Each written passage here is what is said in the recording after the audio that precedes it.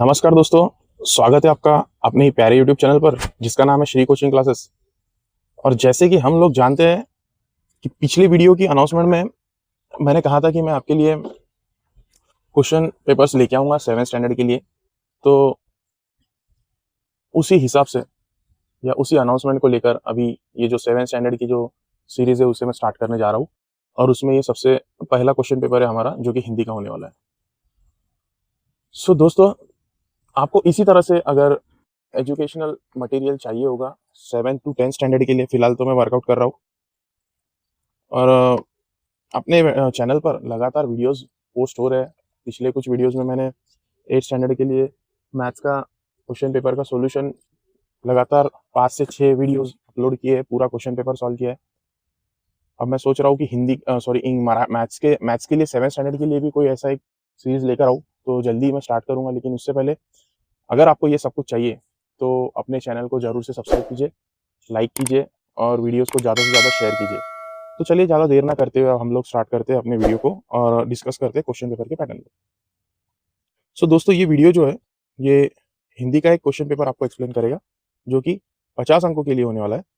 और final exam द्वितीय सत्रांतर परीक्षा, उसके ऊपर ये जो है क्वेश्चन पेपर आपको बहुत ही यूजफुल रहने वाला है।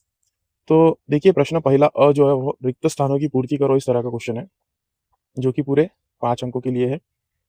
उसके बाद दूसरा जो क्वेश्चन है आपका, कथन के सामने सही और गलत का चिन्ह लगाओ, वो भी 5 अंकों के लिए दोस्तों पूछा गया है। प्रश्न दूसरा शुरू होता है, नीचे लिखे वाक्य किसने किससे कहे हैं। तो ये 4 अंकों के लिए आपको क्वेश्चन है। उसके बाद क्वेश्चन नंबर 2B, मतलब दूसरा ब में आपको पूछा है दिए गए पर्यायों में से सही गलत उत्तर चुनकर लिखे। तो वो 3 अंकों के लिए यहाँ पे आपको पूछा गया है। मतलब यहाँ पे कोई और क्वेश्चंस आपको नहीं है, सारे के सारे क्वेश्चन सॉल्व करने कम से कम यहाँ तक। आगे बढ़ते हैं। उसके बाद है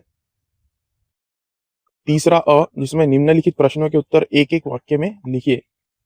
तो उसे भी 5 अंक दिए गए हैं।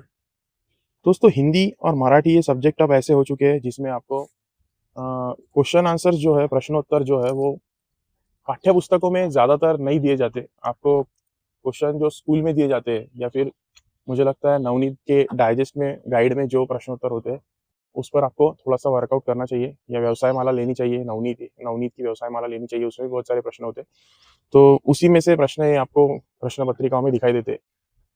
तो ज्यादातर आप उस पर फोकस कीजिए, क्योंकि वही से क्वेश्चन आपको एग्जाम में आते हैं। तो यहाँ पे सिर्फ 5 प्रश्न बोले गए हैं और वो 5 अंकों के लिए यहाँ पे आपको 6 दिए, मतलब एक एक्स्ट्रा चॉइस आपको यहाँ पे अवेलेबल है।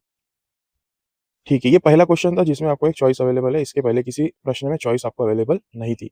उसके बाद प्रश्न जो अगला है वो में जो है वो है, निम्नलिखित प्रश्नों के उत्तर 2-3 वाक्य में लिखिए। सिर्फ तीन प्रश्न लिखने के लिए आपको 6 अंक दिए जा रहे हैं।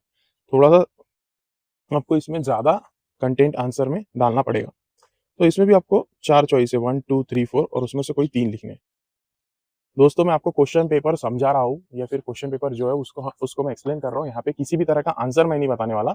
आंसर आप खुद सोचो और खुद समझ के लिखो, क्योंकि दोस्तों ये क्वेश्चन पेपर है, प्रश्न पत्रिका है।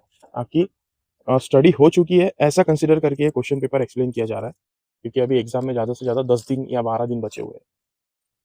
तो प्रश्न चौथा जो है वो है, कविता की पंक्तियां पूर्ण करो या कविता की पंक्तियां पूरी करो, ये वाला क्वेश्चन। तो ये 2 अंकों के लिए यहाँ पे आपको पूछा है।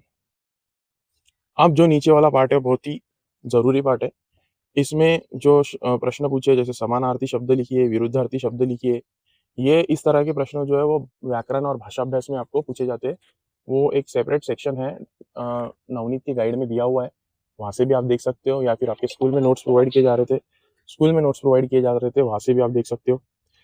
और पांचवा, मतलब ये जो पैटर्न है एज इट इज एग्जाम में आएगा। समानार्थी शब्द लिखिए, विरुद्धार्थी शब्द लिखिए, इसमें कोई डाउट नहीं है, एज इट इज आने वाला है। आप पैटर्न पेपर को अगर देखोगे ना तो आसानी से आप ज्यादा से ज्यादा स्कोर कर पाओगे। फिर उसके बाद दोस्तों ये है, मुहावरे का अर्थ बताओ, सिर्फ 2, यहाँ पे 2 अंकों के लिए है। निम्नलिखित शब्दों के युग्म शब्द बनाओ, ये भी 3 अंकों के लिए। दोस्तों बहुत ही आसान है, आराम से लिख जाओगे आप इन क्वेश्चंस के आंसर्स को। उसके बाद छठा क्वेश्चन है, नीचे दिए गए वाक्य पढ़ो और उपयुक्त शब्द उचित स्थान पर लिखो। ओके, ये भी 3 अंकों के लिए है। बाद में निम्नलिखित गद्यांश का हिंदी में अनुवाद कीजिए। ये जो है ये 2 अंकों के लिए हिंदी में अनुवाद करना है। जैसे कि आप मराठी मीडियम के स्टूडेंट हो, ये क्वेश्चन पेपर मराठी मीडियम का है, तो आपको यहाँ पे मराठी का जो है वो पैराग्राफ दिया जाएगा, कुछ लाइनें दी जाएगी। अगर आप इंग्लिश मीडियम के स्टूडेंट हो तो इंग्लिश में कुछ लाइनें दी जाएंगी और फिर आपको बोला जाएगा कि इनको हिंदी में अनुवादित करना है। ओके, इस तरह का क्वेश्चन है। ये 2 अंकों के लिए यहाँ पे आपको पूछा हुआ है। और उसके बाद दोस्तों आता है प्रश्न 7वां जिसमें आपको निबंध लेखन करना है सिर्फ 1 दोस्तों, सिर्फ 1 से ज़्यादा आपको नहीं लिखना है। 3 अंकों के लिए यहाँ पे ये प्रश्न आपको दिया हुआ है।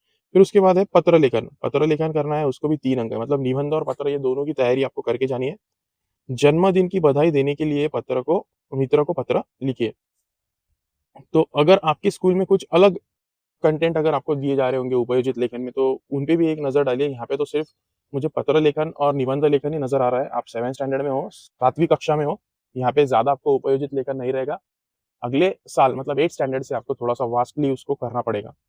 तो यहाँ पे अपनी प्रश्न पत्रिका खत्म हो जाती है। अगर आपको इस प्रश्न पत्रिका के पीडीएफ चाहिए है, तो आप ज़रूर से इस वीडियो के एंड में मेरा नंबर दिया हुआ है, उस पे आप मैसेज कर सकते हो। अपना नाम बताइए, आप कहाँ से हो वो बताइए, फिर आपको ज़रूर से प्रश्न पत्रिका मिलेगी। जैसे कि अपना चैनल नया-नया है, ग्रो हो रहा है, तो अच्छा लगता है सोच के, देख के कि रिस्पॉन्स जब हमको मिलता है तो और भी ज़्यादा एनर्जी फील होती है कि आगे हम कुछ और अच्छा लेकर आए आपके लिए।